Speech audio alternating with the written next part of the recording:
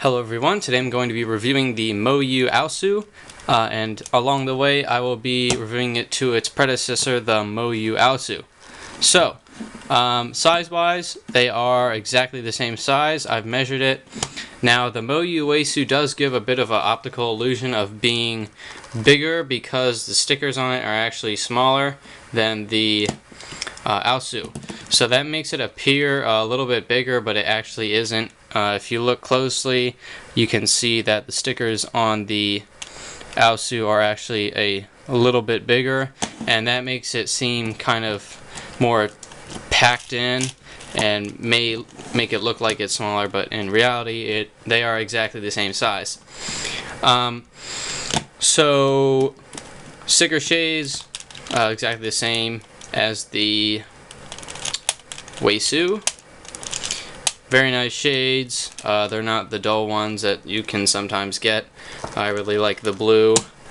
That's nice and vivid, yet still dark enough.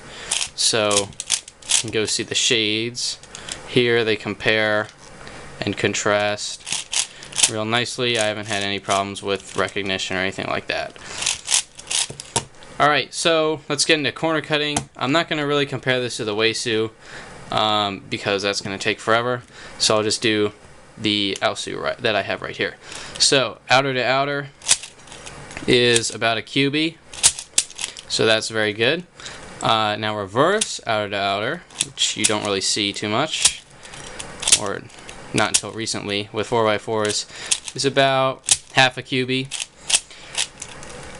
Inner to inner, normal is definitely not a full QB, but I give it about 3/4, maybe 4/5, but still that's plenty. So reverse half, I'd give that about 3/4. That's pretty impressive. Alright, now outer to inner is about a full QB. So I am pretty much being limited by the tension on it a lot of the time, but I'm not going to show you with a looser tension because that would make it too uncontrollable. So just trying to keep it real. So reverse here is about half a QB, and then inner to outer is about a full QB. That feels real nice to cut through that, I'll say that. And then reverse, that's locking. I'm not sure where, but that's definitely locking. Yep, so nothing outer to inner because it just locks. But anyways, that is very impressive corner cutting for a 4x4, and you're really not going to need more than that in a solve as long as you have a shred of control. So really what's important about a cube, in my opinion, is the feel. So that's what I'm going to talk about now. This AoSu, it feels great. Initially I thought I might have gotten another dud because anytime I review a cube I always seem to get like the worst one of the batch, and I go to cube competitions and everyone else's is better no matter what kind of modding, lubing, tensioning I do. So this one is actually great. I don't think there's any defects on it. It's quite quick, and feel-wise, it feels very crisp, which is great. This one, the WeiSu, the old one, feels kind of bubbly and not too controllable. So you have to have really good cube control to be able to go fast with this thing. And it even kind of has a feel as though it has no springs. Which, if you ever felt a springless cube, it's a really odd sensation, and that's what kind of the WeiSu had.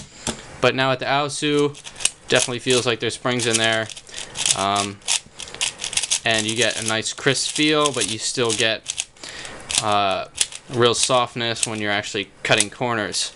So that's a really nice feel. Alright, so also in my unboxing, I did mention and notice a issue with the alignment mechanism or something around the inner layer about the locking. That is still there a very small amount of the time, but with breaking it in and all that, it feels much better. I really am not running into that problem anywhere near as much as I used to, and it just keeps declining and declining, so that's really not an issue anymore. So that just went away with the break-in, so I like to address that. So that's gone. And also, when I first got this, like I said, the resistance was really high, but with proper lubing and tensioning, especially lubing the core, or at least the centerpieces, because it's not really the core, because that doesn't actually rotate the way that anti-locking mechanism works. Yeah, so lubing those centerpieces really helped with resistance, so now it's really up to speed and feels great. So now I'm just going to take these two apart and give you a comparison on the mechanism. Okay, so I have these taken apart. WeiSu's on the left, AoSu is on the right. And first thing that you'll notice is that the AoSu's inner pieces are all white. And of course the WeiSu's are black to match the rest of the cube. So I'm not sure why they did this. It may be because white has a better feel, white plastic. I really have no idea. But anyways, they are white. I don't know if this is consistent with the rest of them, but if you are OCD, you may not want to buy this cube if it drives you nuts to see white on the inside of your black cube. So in that case, just buy it in white. So I'm just going to start with the inside and then work my way out. So on the WeiSu here, as you can see, with the centerpiece, the little tab here is quite wide. It's the whole width of that little inner circle. But here on the AoSu, if the pieces want to stay in place, the tab is actually quite smaller. As you can see, there we go. It is really only the inside of the circle and is not the full width. But other than that, centerpieces are basically identical. So let's get our fat inner centerpieces here. So this is basically your center edge piece of the 5x5 that is inside the 4x4. So as you can see, the AoSu, it has this gigantic block right here that rests up against the core and the stalks of the core pieces. And this obviously doesn't on the WeiSu. And let's see how those fit together with the other smaller piece. So like that, pretty simple. And this one isn't too flashy either, but as you can see, there is a kind of a squiggle in between the two pieces, and I'm not sure what that does, but it does make the cube feel real nice. So a little more of a complex design there. Another difference is that if you turn it sideways here, the WeiSu has a flange on the bottom and the AoSu does not. And I don't know if this just didn't really work for anything or what, but I will say I have had maybe one pop with the AoSu, so popping is not an issue. So if they got rid of that, hasn't made a difference. So let's look at the center pieces. WeiSu, pretty straightforward. Little notch for the centerpiece to rest in so that it stays aligned. Here with the AoSu, as you can see, that notch is smaller because, as we saw before, the notch in the centerpiece itself is smaller, and it's got a little piece sticking down, and I also have no idea what that does, but it does help. And here we can see with the WeiSu, it's just flat all the way around, but with the AoSu, there's a little bit of a flange that runs along here, and that may help keep them in place because center pieces like these can be very prone to popping out, but whatever it does, it definitely does work. So, edge piece. Very sharp here on the WeiSu. Not too much going on. Here on the AoSu, now we have a little more of a ripple here. Still kind of the same idea, a little less sharp than the WeiSu, and there's more exaggerated indentations on the two sides, there and there, compared to the WeiSu. And let's see how those mesh with these pieces, the centerpiece. So as you can see, it rests right in there. Everything matches up nicely. And also this flange on the end lines up with that sharp point. And on the AoSu, probably be able to see this better because they're the wrong colors. Those little ridges line up. So whatever rides in there gets a better grip, I will assume, and also these two will get a better grip on the piece that rides there. So as you can see how that kind of comes together. Corner piece, quite boring on the WeiSu. On the AoSu, a little more interesting. Once again, we have a added flange. I don't really see any kind of more different shaping on the actual corner piece itself, but towards the bottom also sticks all the way down into the core, whereas on the WeiSu it does not. So anyways, one more view here, and this is taking a while.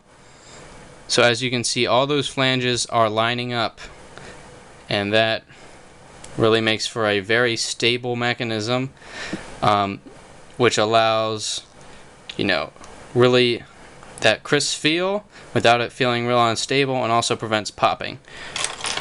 And just for comparison's sake, see it here, not really the same deal because it doesn't have that extra ridge kind of running across. Alright, so that's about it for the mechanism. Like I said, AoSu pretty much has no popping problems whatsoever. Okay, so they are both back together. Here once again is the AoSu. I will say, if you can avoid taking apart and putting back together a 4x4, I definitely would try to avoid it, because they are just uncannily hard to put back together for whatever reason. Probably because it's like a 5x5 within a 4x4 and all the pieces are all slicked up. But anyways, they are back together, and I'm going to conclude this video with a solve. So hopefully in the solve you will be able to see the crispness, sorry, I can't speak, crispness of the cube and all its good characteristics. If I were to recommend this cube, I definitely would, because all the things I mentioned before. It's got great speed, great corner cutting, and most importantly, the feel is really nice and is very controllable, which in my book is pretty much the most important thing a cube should be, because, you know, if your cube is going 1,000 miles an hour but you can't control it, it is useless. So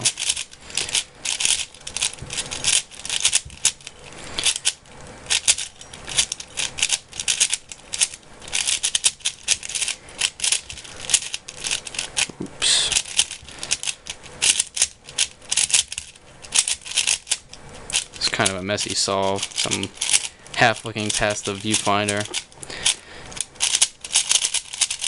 Alright, there we go. So that wasn't even a very clean solve for me, but hopefully you still saw the really nice characteristics of this cube. Like I said, I would definitely recommend it. Great cube, great feel, much improved over the WeiSu's feel. And even its performance as well. So anyways, hopefully this review is helpful and you learned something and learned about the MoYu AoSu, and thank you for watching.